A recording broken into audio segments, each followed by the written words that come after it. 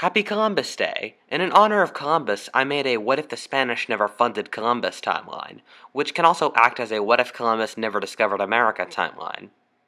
Oh wait, Columbus Day was more than a week ago. Sorry, this timeline was originally supposed to be made for Columbus Day, but I was ill that week and could not make the timeline.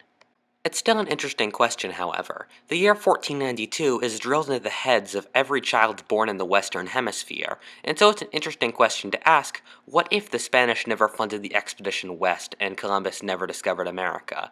What would the borders be like? What would the culture be like? That is the question of this alternate history. Before I start this timeline, there's something I should talk about, because I know I'll get some angry comments if I don't talk about it, and I'd be ignoring historical truth. Columbus did not discover the Americas. The Vikings, and it looked like the Polynesians, discovered America earlier, and that does not even include the millions of other possible contenders, like the Welsh, Chinese, Phoenicians, etc., who haven't been proved yet, but do have possible claim. And that does not even include the millions of people who had already lived in the Americas since 20,000 BC.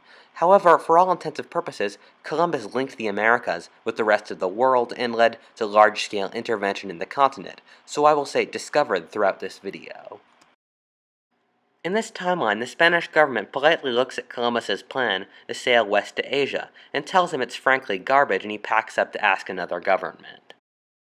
In our timeline, Columbus sent his brother to England at the same time as he talked to the Spanish government, so that if the Spanish government said no, he would have another option. His brother was captured by pirates, and when he finally reached England, Columbus had made a deal with the Spanish government in which they would not fund his voyage immediately, but bribed him not to send his ideas to any other country so that they would not sail west while Spain was busy fighting the Moors. This is where we reach the complication of this timeline. England could either say yes or no. The choice is the hinge of this timeline. If England said no, Columbus planned to ask France, but these agreements take years, and by that point, France would already be fighting in the Italian wars. It would not have the income nor the interest in Columbus's ideas to fund a voyage. If France said no, then there would be no other Western European powers to fund Columbus. Portugal, Genoa, Venice, Spain, England, and France would have already turned him down. The only united Western European nation left, the Union of Kalmar in Scandinavia, had very little interest in the Atlantic and would never have paid for Columbus. If no one decided to take on Columbus's idea, America would still be discovered. The age of exploration from roughly 1450 to 1600 was when Europe sailed and discovered every coastline on Earth, with the exception of the South and North Pacific and the polar regions. This was caused by many massive events, which Columbus had absolutely no power over, and would still happen even if Columbus never existed. If no one intentionally sailed west and unintentionally discovered America, someone would unintentionally sail west and unintentionally discover America. This would likely be the Portuguese. To sail around the Cape of Good Hope, one can't hug the coast like it looks like you can on the map. The coastal currents are so strong, and so to sail around the Cape of Good Hope, one needs to strike deep out into the Atlantic. This is what the Portuguese did, and it led them to discover Brazil. The Portuguese discovered Brazil unintentionally in 1500 in this way.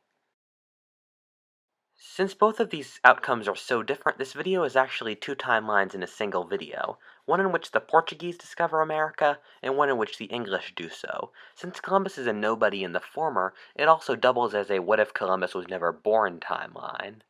If Portugal discovered the Americas by way of Brazil, they would be the ones to explore and colonize the continents. In this time period, Spain is not very different from any of the other European nations in anything that would make it more suitable to colonize the Americas. I've heard that the Latin sail made the Iberian nations more suitable for colonization, but England discovered Newfoundland in 1497, and the Vikings did it without the Latin sail. Also, the North European cog design was equally important to braving the Atlantic as the Latin sail. By this point, Spain would also be involved in the Italian wars. It would have neither the interest nor the income to get involved in the New World. Disease would still ravage the Americas, and small numbers of Portuguese would still be able to conquer the Aztec and Inca empires like the Spanish. Portugal is a much smaller nation than Spain, and the Portuguese Empire at this point would be massive. In 1550, An intrepid Portuguese man could choose to settle in Peru, Mexico, the Caribbean, the coastal African colonies, the Far Eastern and Indian forts, or Brazil. In simple terms, the Portuguese Empire would be insanely overstretched. The lack of Portuguese would mean that the Iberian influence would be much weaker on the Aztec and Inca than in our timeline. The limit of Portuguese influence for most natives would be a garrison, a merchant, and a missionary. The native nobility and leadership would never have been destroyed, as well as the majority of the native culture. For example, instead of Mexico developing, there would be small dots of Portuguese in an Aztec sea.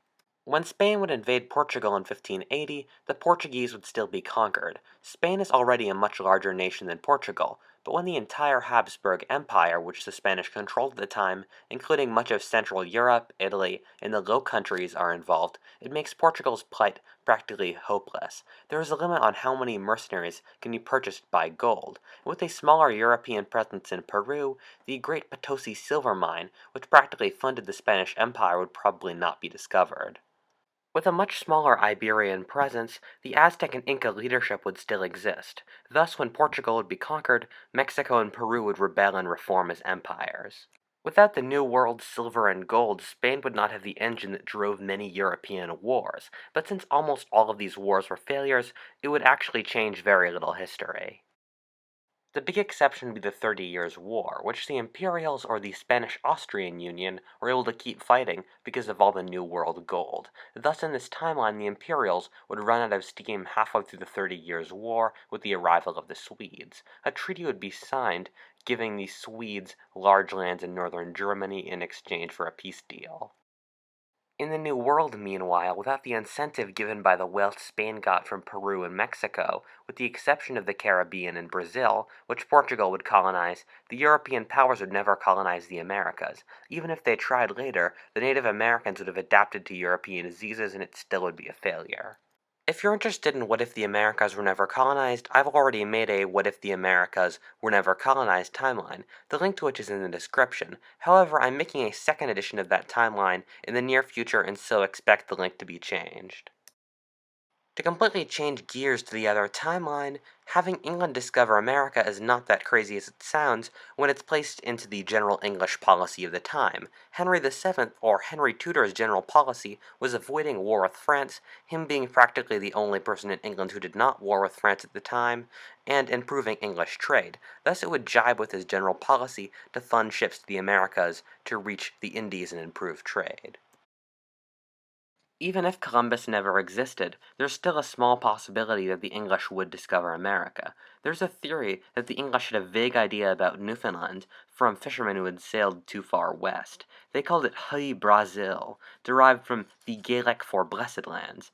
There's also a theory that the English government was planning a voyage to the Americas at the same time or before Columbus, if they had not already been. However, this theory is not yet accepted, and so I won't incorporate it into this timeline.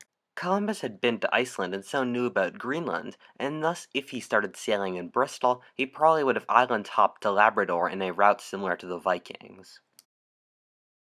Columbus would think that he had landed in Tartary, or what we now consider Mongolia today, which, since they did not know about Manchuria and had no idea how large Siberia was, they thought was the northeast corner of Asia. Thus, they would try to sail south to reach Japan and Korea. This would bring the English into contact with the Caribbean and the Aztecs. The English would likely conquer the Aztec Empire in this timeline. However, Peru is so far away from England that the Inca would likely survive.